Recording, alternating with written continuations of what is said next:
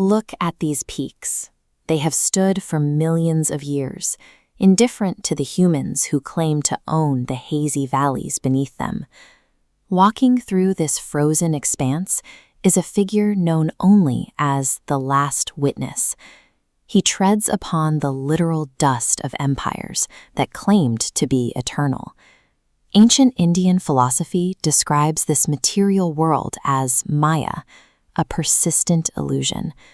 We perceive stone and gold as solid, yet this sense of permanence is an error of perspective. Most lives are spent struggling to build a legacy out of this shifting dust. We hoard wealth and draw borders, battling time in a war we are certain to lose. Every weapon eventually rusts, and every empire shatters. The physical tools we use to impose our will are as fragile as the legacies they protect. The kings who commanded the men who carried these swords believed they were divine. Today, the mountains have buried their names, leaving nothing but silence. If the physical world vanishes, then seeking power through conquest is a dead end. True, indestructible power must exist in a realm that time cannot touch. As the Last Witness stares into the void left by these fallen kingdoms, the stone mountains begin to blur. The physical landscape dissolves into a space that exists behind the world, a cosmic temple where the limitations of matter and gravity are simply forgotten. The warrior is no longer hunting mortal men. To find the truth, he must confront the underlying force that drives the cycle of human ambition and its inevitable destruction. He meets the architect of our endless striving, the demon of desire. This entity is not a monster from a distant myth, but a manifestation of the human ego. It represents the hunger and pride that fuel samsara, the continuous cycle of suffering and rebirth that keeps humanity searching for fulfillment in things that rot. Every time we chase external power or material gain, we become voluntary subjects to this entity. We build the very walls that keep us trapped. The warrior raises his colossal axe and strikes. The kinetic shockwave is powerful enough to fracture reality itself. The demon does not flinch.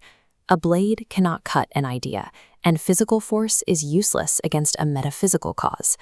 This futility is the centerpiece of the Bhagavad Gita. The text uses a literal battlefield to describe the internal, spiritual struggle we all face. The teaching is clear.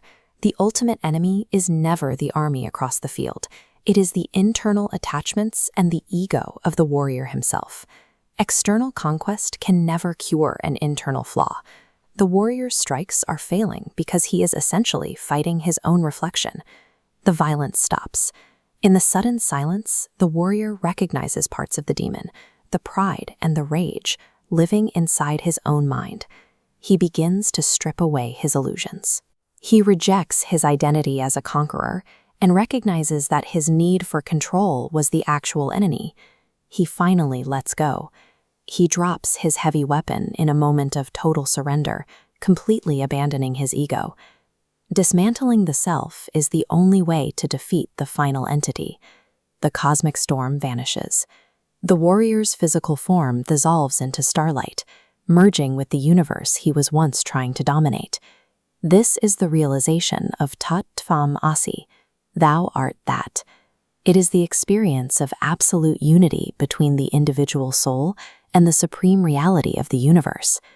The ego is the most restrictive prison a human can build. In the end, the only victory that withstands time is the mastery of oneself.